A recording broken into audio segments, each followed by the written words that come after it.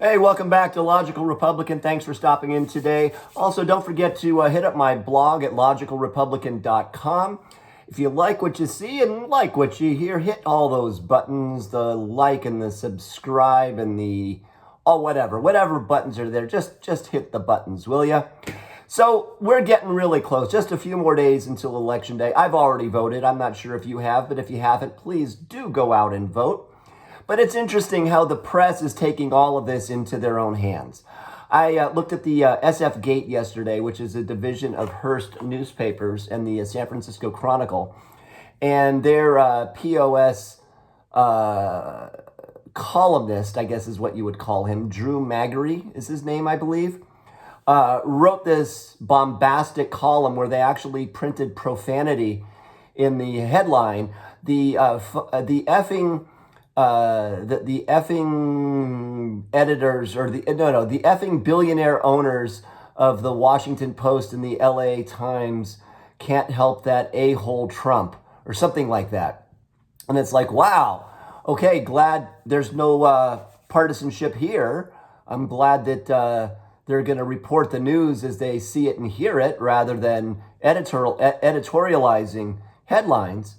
But I just decided to do just a quick cursory check on other headlines around various media outlets. Now, Newsweek. Remember when Newsweek used to be on the newsstand in the grocery store, right next to Time or right above Time, and it was kind of like if you were in Newsweek or on the cover of Newsweek, you would kind of made it, and they actually like reported the news.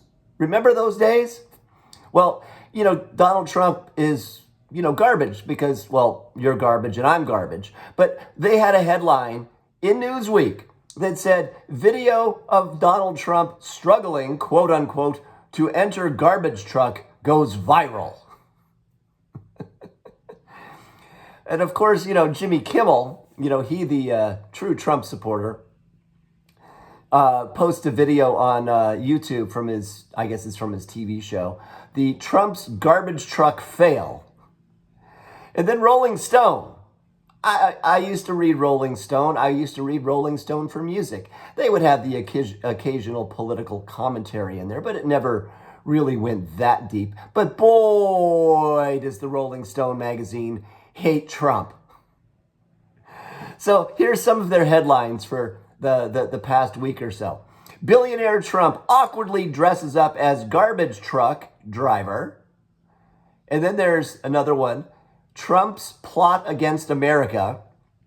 Another Rolling Stone headline. Hate-filled takeover of Madison Square Garden. Trump's closing pitch to voters. I will let you die if you don't bow to my demands. This is just utterly preposterous. American death squads inside Trump's plan to push to make police more violent.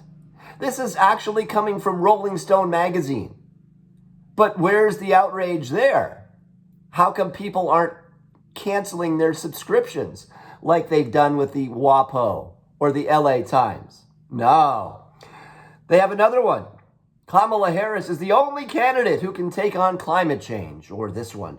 Trump fantasizes about putting Liz Cheney in front of a firing squad. They actually print this crap. Rolling Stone magazine. Variety. Variety, they're unbiased as well. They have an article in the latest, I don't know, whatever it is. It's on their website. Jimmy Kimmel mocks Trump for posing in a garbage truck to troll Joe Biden. Shouldn't they put Trump in the back? The garbage goes in the back. NBC News, yes. Holt. Unbiased news. In Wisconsin, Trump courts garbage outrage while Harris courts students because she's compassionate like that. She meets with the students rather than talking about garbage. Salon.com. Yes, Salon.com.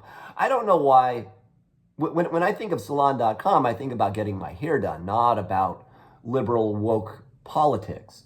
But their headline is, Trump nearly slips attempting to enter a garbage truck for a campaign stunt. And you're familiar with The Independent, right? So the Independent quotes George Takei, Sulu from Star Trek, the guy that was also accused of groping boys that never went anywhere because, well, they covered it up because George Takei is properly gay and woke. But he roasts Trump with one brutal line, and he goes on about whatever, because George Takei is so relevant today. And then in the same Independent, Tim Walz, the guy who looks like Brian Doyle Murray, unhealthy, unfit, goes on to talk about Trump. Look, dude is nearly 80 years old, Waltz said. I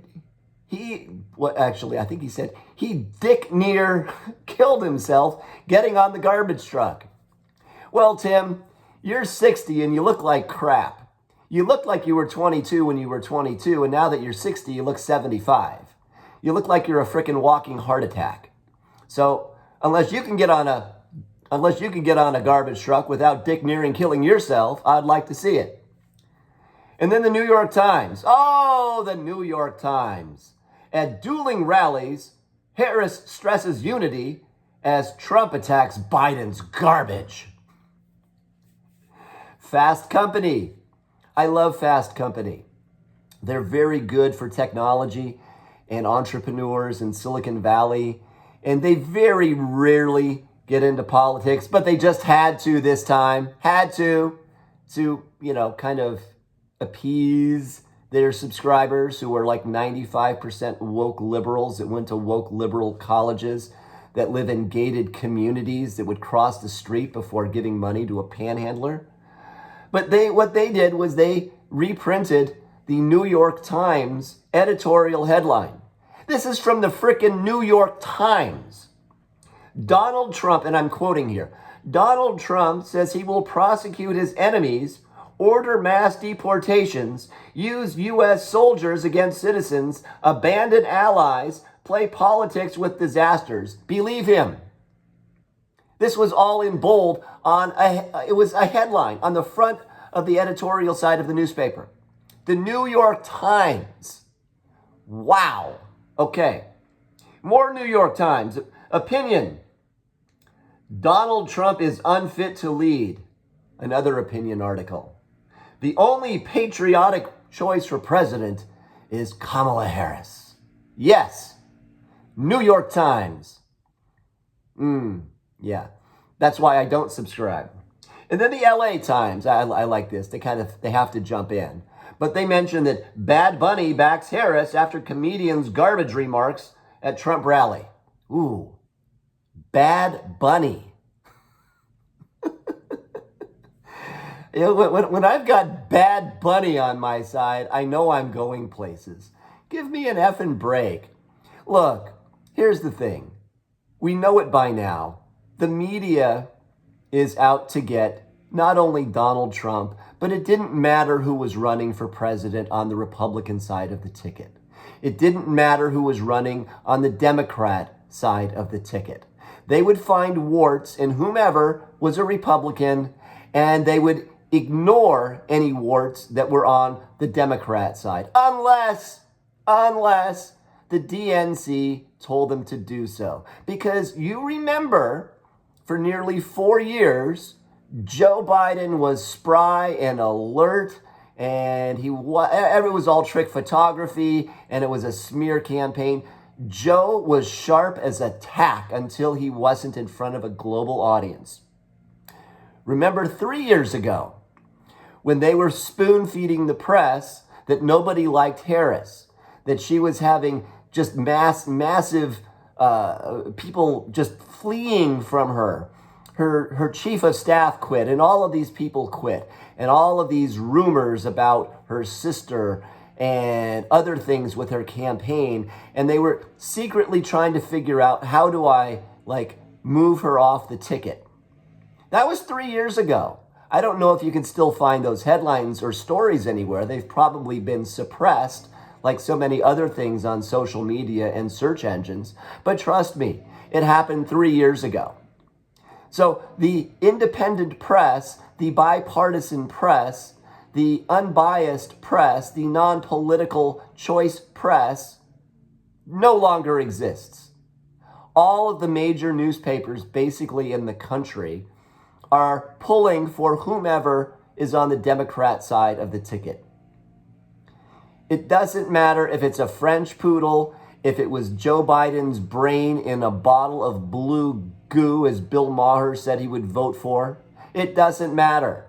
They will endorse or they will prop up or write articles glowingly about a brain in a bottle of goo, as opposed to somebody who can actually fix the problem and maybe offends them a little bit. Get used to it.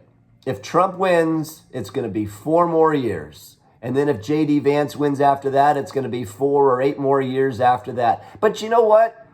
We will live in a better place. The Democrats and the liberal press's head and all of the other liberals' heads are going to explode. But you know what? It's going to be kind of fun reading all the memes and reading all of the crap and reading all of the times that they want to try and impeach somebody for some stupid reason. This is just one guy's opinion. Like what you see and you like what you hear, hit the like button, please. The subscribe button, the notify button, the share button if you've got somebody you'd like to piss off. And hopefully we'll see you tomorrow. Take care. See ya.